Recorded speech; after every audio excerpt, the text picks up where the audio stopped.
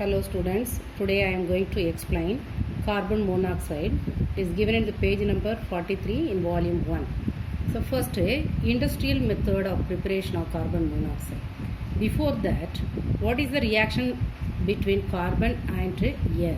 Let us see that carbon, when it reacts with limited amount of oxygen, it gives carbon monoxide. Carbon, whenever it reacts with a limited amount of oxygen from air, it gives carbon monoxide and nitrogen gas, because in air nitrogen also present. The mixer equal amount of carbon monoxide and nitrogen mixture is called as producer gas.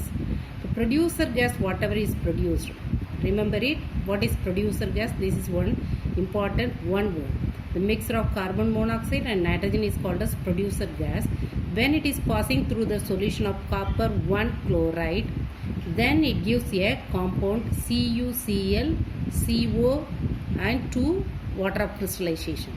So which is passing through the reduced pressure, the pure form of carbon monoxide is formed. Pure form of carbon monoxide can be obtained by another one method also. So it is obtained from formic acid. Formic acid, what is the formula? HCOOH. Formic acid, when it is treated with an dehydrating agent like concentrated sulfuric acid, from formic acid the water molecule is removed.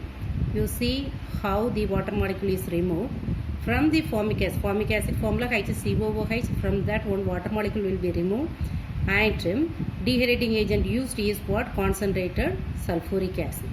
The concentrated sulfuric acid is the best dehydrating agent. So CO and water and H2SO4 is regenerated. And carbon monoxide, that is a poisonous gas, and it burns in air with a blue flame. So for example, even in the carbon monoxide, when it reacts with oxygen to form carbon dioxide. And you see here some reactions are given. How carbon monoxide reacts with chlorine in the presence of sunlight or charcoal. So when it reacts with chlorine in the presence of sunlight or charcoal, it gives a poisonous gas that is called as carbonyl chloride, or it is also known as phosgene. That is used in synthesis of isocyanates. The isocyanates, that is also poisonous gas. In Bhopal tragedy, this gas only leaked out from the chemical industry. And carbon monoxide, when it is treated with hydrogen at very high temperature, it gives methanol. And here one thing you have to remember it, carbon monoxide and hydrogen mixture is called as water gas. Just now I told you producer gas. Carbon monoxide and nitrogen is a producer gas, and carbon monoxide and hydrogen is a water gas. And it is a strong reducing agent. So one example is given in your textbook. When carbon monoxide is treated with ferric oxide formula Fe2O3, the ferric oxide is reduced into iron and carbon dioxide. Ferric oxide is reduced into iron and carbon dioxide. Even carbon monoxide, when it is treated with the unsaturated compound like ethylene and hydrogen, it gives an aldehyde. What is the name of this aldehyde? Propanol or propanoldehyde. Propanol or propanoldehyde. This process is called as OXO process. What is the meaning of OXO process? OXO process is the process in which the carbonyl compounds are prepared. Carbonyl compounds can be prepared by OXO process. Even CH3, CH2, CHO, and this is the propanol or propanoldehyde. Aldehyde group also contains carbonyl group C double bond O group. Therefore, it is called as OXO process. And next one important process is given, Fischer-Tropsch process. So by this method, the saturated hydrocarbon as well as unsaturated hydrocarbons can be prepared from carbon monoxide. Carbon monoxide, when it is treated with hydrogen at the temperature of 500 to 700 Kelvin and less than 50 atmosphere, so it gives this saturated hydrocarbon. Saturated hydrocarbon, already you studied in 11th standard, Saturated hydrocarbon is alkane and unsaturated hydrocarbon is alkene and alkyne. Saturated hydrocarbon alkane, the general formula CnH2n plus 2. So that is given here. Therefore, in the first step, saturated hydrocarbon is prepared.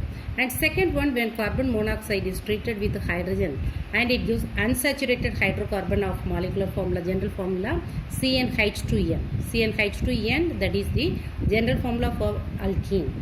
CnH2n minus 2, that is the general formula for alkyne. So this process is very, very important for 2-mark question. Explain Fischer-Tropsch process. Fischer-Tropsch process is a very important one. By this process, even carbon monoxide, when it is treated with hydrogen, it forms saturated hydrocarbon as well as unsaturated hydrocarbon. And even carbon monoxide, it reacts with the transition metals like nickel, iron and chromium, and it forms their complex compounds.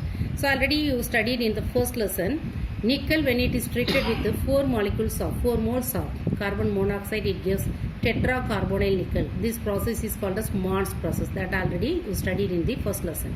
And iron, it reacts with 5 moles of carbon monoxide to form iron pentacarbonyl. Similarly, chromium, it reacts with 6 moles of carbon monoxide, it gives chromium hexacarbonyl. Okay, so these are the examples for how carbon monoxide reacts with the transition metals and how it acts as a ligand in the complex compounds. Okay, now let us see the structure of the carbon monoxide. So you have to see these 3 structures, but these 3 structures are canonical structure. What's the name for these 3 structures? These 3 structures are called as what? Canonical structure.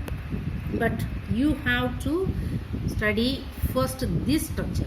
You study this structure very well, then only you can understand the third one and as well as the first one. The center one, you see here, the carbon double bonded oxygen. Carbon is having 1 unbonded non-bonding electrons, and oxygen is it carries 2 non-bonding electrons. It means there are 2 types of electrons are there. One is bonded electrons and another one is what? Non-bonded electrons. Bonded electrons, none. Bonded electrons are represented by the single dash, and non-bonded electrons are represented by dots. That you remember it. There are 2 types of electrons. One is bonded electrons and another one is non-bonded electron. Bonded electrons are represented by a single line, and non-bonded electrons are represented by dots. And here, look at this center structure. Here, carbon is double bonded with oxygen, whereas from the oxygen, 1 non-bonded electrons is transferred into bonded electrons. Now you see the third structure, 1 non-bonded electrons converts into bonded electron. Therefore, oxygen will get what? Positive charge, and carbon will get what? Negative charge. So the structures can be written with delocalization of the non-bonded electrons and the bonded electrons. Similarly, the first structure you see, oxygen, it is surrounded by 3 non-bonded pair of electrons, and carbon, it has only 1 non-bonded pair of electrons and single bond, that is bonded electron, only 1 is there. Whereas from the center one, the middle one, there are 2 bonded electron, double bond is there. From that one bonded electron converts into non-bonded electrons. Therefore, oxygen is getting what? Negative charge, and that is surrounded by 3 non-bonded electrons, and carbon with oxygen is only single bond is there. Okay, so whenever you have to study the canonical structure, first the structure, the resonance structure or canonical structure, both are same meaning only. The center one, the middle one, you have to go through that. So how many non-bonded electrons are there, how many bonded pair of electrons are there, and how it is shifted from one another, and then only you can write the canonical structure. Okay, and next, uses of the carbon monoxide. Carbon monoxide, that is used to produce, otherwise to form producer gas as well as what? The producer gas and water gas. What is producer gas? Mixture of carbon monoxide and nitrogen. Water gas, carbon monoxide and hydrogen, and these are used as a industrial fuels, and it is a strong reducing agent. And carbon monoxide, which is used as what? Ligands. In the case of ligands, in